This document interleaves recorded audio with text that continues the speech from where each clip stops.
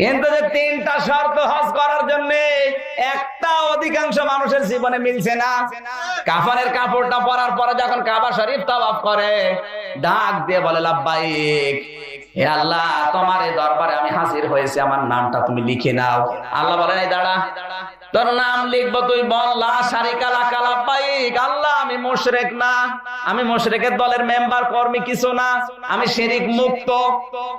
এরপরে আল্লাহ ডাক দিয়েছে, তিনটা কথা বলা লাগবে, ইন্নাল হামদা ওয়াল মুলকা ওয়ান নি'মাতা লাকা।